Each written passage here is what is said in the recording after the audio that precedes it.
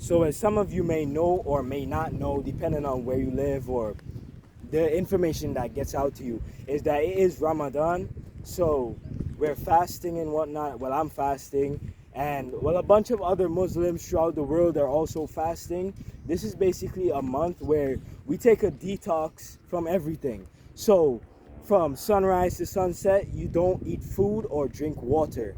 So basically, you can say for the most part, basically all day, you're fasting from water and you're fasting from food.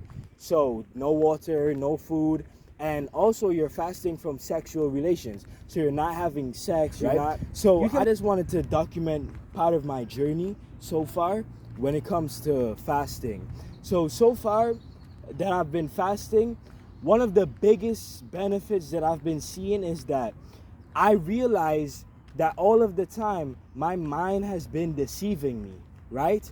Because that I'm fasting and it's Ramadan, no food, no water, I am basically way more productive right now than I used to be when I had full privileges to be able to eat and drink and anything, right? So I literally feel so much more productive when I'm fasting and I'm supposed to be low on energy and I'm supposed to actually be feeling tired, lethargic, and whatnot.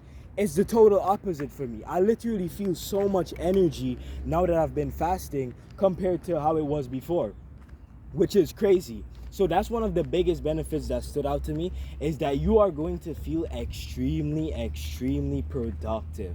I can't fathom to tell you how much productivity you're going to feel when you start fasting.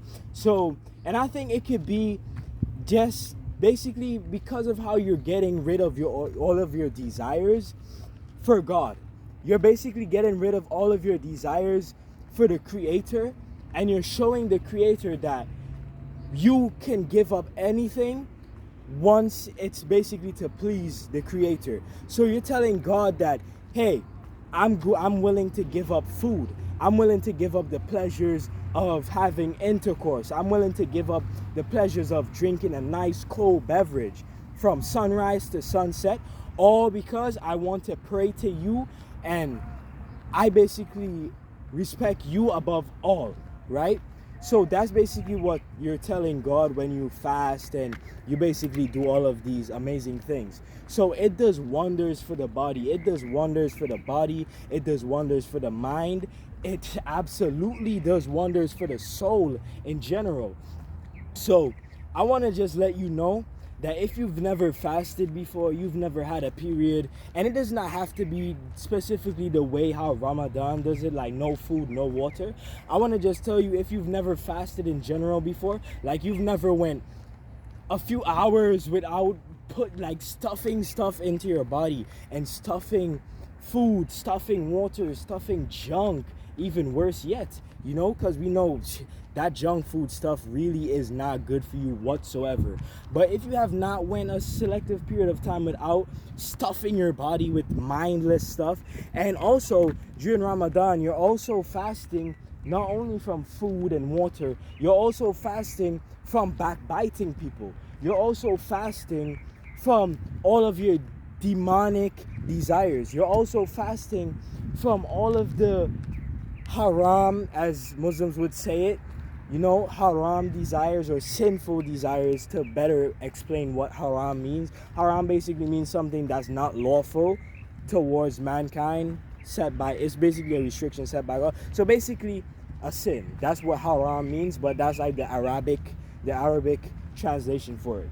So basically what I want you to know is that if you've never went a selective time with fasting, then you're missing out on a completely different world. You are literally stripping yourself of all of the superficial benefits you can be receiving. You can get so connected towards the Creator just by fasting.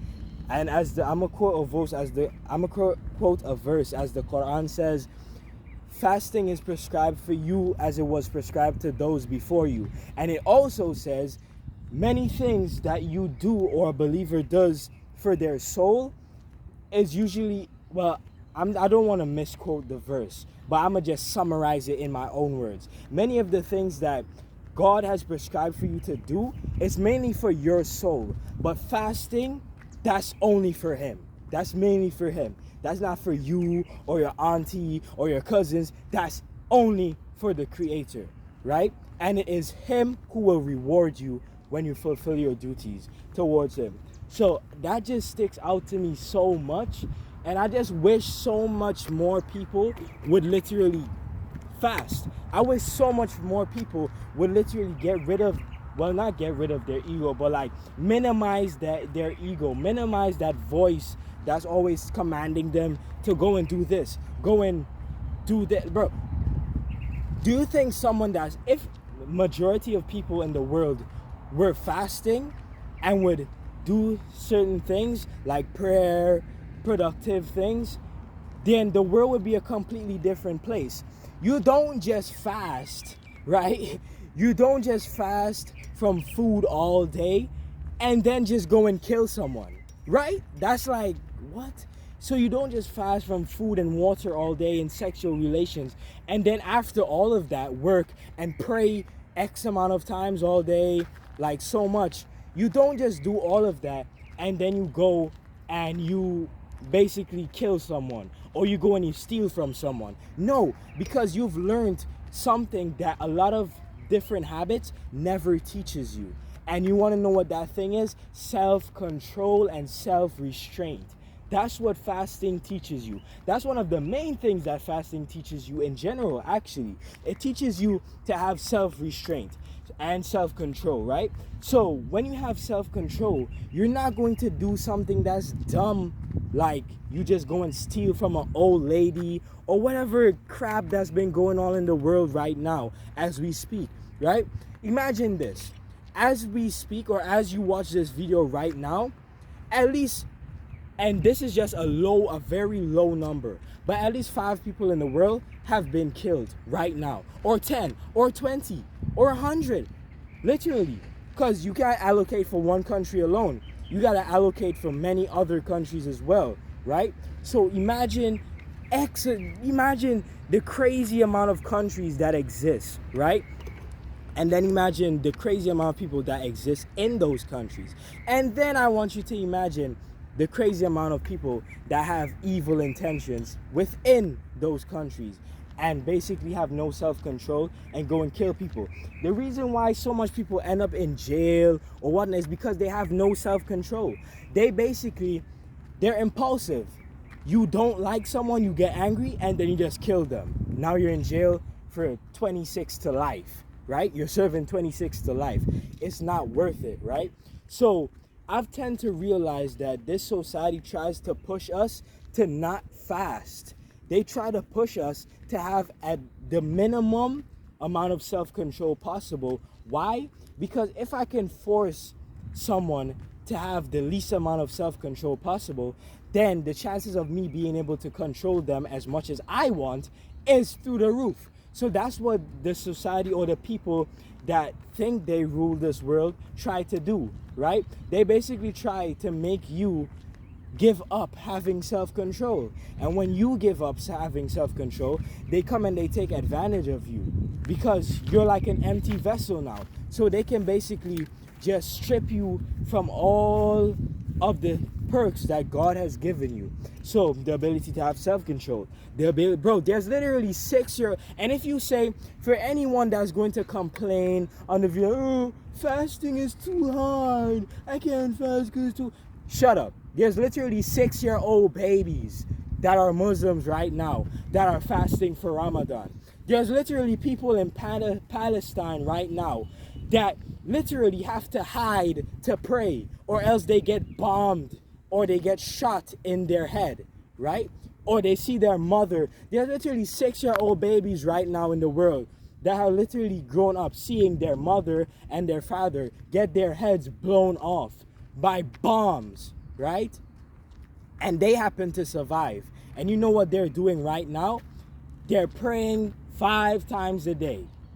And they're also fasting for Ramadan. And they're asking God, God, I know you took my parents away from me, but please just help me. keep me, guide me on the right path, help me get more self-control. You know, you said to fast, so I'm gonna fast. You said to do this, so I'm gonna do this. You said do not do this, so I'm not gonna do this. It's literally that simple. So what do you prefer? Do you prefer your desires as your God, or do you prefer the creator that created you as your God, right?